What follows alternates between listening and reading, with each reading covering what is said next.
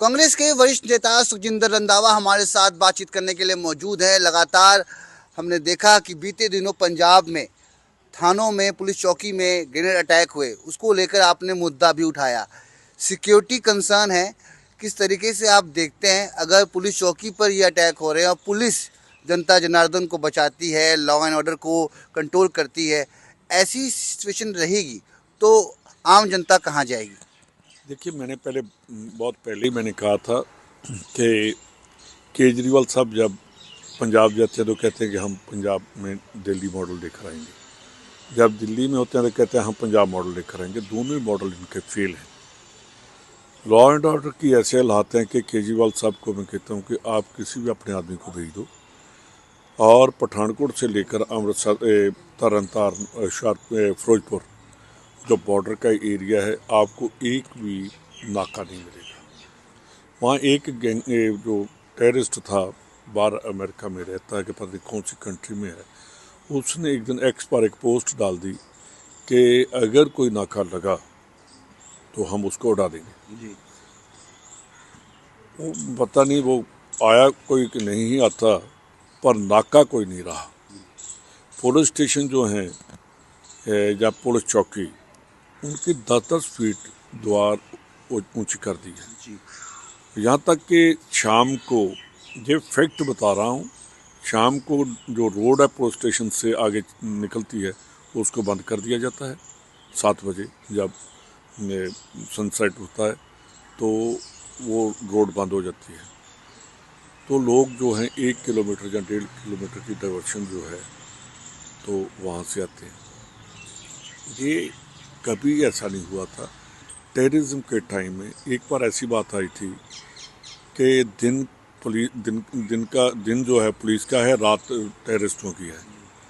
तो फिर उस टाइम केपीएस गिल ने नाइट डोमिनेशन जो स्टार्ट की थी कि पुलिस का दिन भी है और पुलिस का रात भी है पुलिस की। तो अब तो पुलिस अपने दरवाजे बंद करके वो अंदर बैठ जाती है और पुलिस नाके उठा दिए गए हैं। जो बहुत देर पहले के नाके जो 80 से 83 या 85 से लगे थे, उन नाकों को उठा दिया गया। और पीछे हमारे एक कांग्रेस के लीडर थे, उनके घर पर अटैक भी हुआ, वहाँ हैंड ग्रेनेड अटैक हुआ। वहाँ जाकर मैंने कहा था कि पंजाब पुलिस इतनी बहादुर है जिसने पूरे इंडिया में उसका दमखम है कि अगर किसी ने कंट्रोल करवाना है तो पंजाब पुलिस को बुलाओ भाई। तो वो पता नहीं उसके हाथ भी बांध दिए गए हैं पॉलिटिशियंस ने, तो जहाँ के अब आका हैं और ना वो बोलना चाहते हैं ना पंजाब पुलिस को बोलने देते हैं कि जाकर जहाँ कोई अटैक हुए हैं। 11 अटैक होने कोई छोटी बात नहीं है। तो वो अटैक, हैंड ग्रेनेड अटैक जो है उनका होना, और विदेशी वो होने, फॉरेन के हैंड ग्रेनेड, और वो हैंड ग्रेनेड जिनको वहाँ बॉम्बे अटैक में भी उसका यूज़ किया गया। तो एक बहुत सीरियस बात है जिसको ना तो गवर्नमेंट ऑफ इंडिया ना पंजाब गवर्नमेंट, मैंने गवर्नमेंट ऑफ इंडिया के होम मिनिस्टर साहब को लेटर भी लिखा और पार्लियामेंट में जाकर मैंने उनको कहा, हाउस में जब आए, मैंने कहा कि पंजाब की जो बात है एक नेशनल सिक्योरिटी को थ्रेट है। तो मैं आपसे मिलना चाहता हूँ, टाइम नहीं दे रहे। मेरे को कहने लगे आज शाम को ही आपको दूंगा, शाम तक मिलेंगे हम। तो मेरे ख्याल 1 महीना हो गया वो नहीं मिले। जब पार्लियामेंट उठी उसके बाद वहाँ कोई कांटेक्ट नहीं उनसे रहा। तो मैं ये बात इसलिए बता रहा हूँ कि ऐसा कमज़ोर मुख्यमंत्री, वीक और बिना टांगों के चीफ मिनिस्टर पंजाब को मिल गया है कि फरीदकोट में 24 तारीख को वहाँ पोस्टर दीवार पर लगा, पोस्टर वहाँ दीवार पर लगा स्टेडियम के कि खालिस्तान जिंदाबाद, एक खालिस्तान का जो निशान है उसका झंडा जो है वहाँ लगा दिया गया। हमारे चीफ मिनिस्टर साहब इतने दलेर हैं, इतने स्ट्रांग ब्रेव हैं, वो वहाँ से भागकर सीधे पटियाला रुके आकर। आज तक ये नहीं कभी हुआ कि 2 दिन पहले चीफ मिनिस्टर का प्रोग्राम चेंज हो जाए। हाँ, मिनिस्टर्स का सुनते थे कि एक मिनिस्टर नहीं जा पाया तो वो कहते थे कि चलो भाई, किसी मिनिस्टर ने बोल दिया जी मेरा वहाँ कर दो, मेरे डिस्ट्रिक्ट में कर दो, ऐसा वो भी एक आध प्रोग्राम तो चीफ मिनिस्टर का स्टेट लेवल का फंक्शन होता है, वो तो उसकी कई दिन, एक महीना पहले तैयारी, जैसे 26 जनवरी की जहाँ हो जाती है वैसे तैयारी होती है। वहाँ रात और रात सब जो वहाँ का सामान था वो वहाँ शिफ्ट कर दिया। तो मुख्यमंत्री साहब अगर आप ही भाग गए हैं कि खालिस्तानियों या टेररिस्टों के डर से, तो ये पंजाब का कैसे करेंगे? इनको चाहिए, केजरीवाल को जवाब देना चाहिए क्यों किया इसने, चीफ मिनिस्टर ने। या अगर चीफ मिनिस्टर भागता है तो पब्लिक कहाँ जाएगी? पब्लिक तो भागकर सीएम के पास जाएगी। अगर सीएम ही आगे से भाग गया तो फिर किसके पास जाएगी? उनके रेमो कर्म पर, उनके आगे हाथ जोड़ेंगे।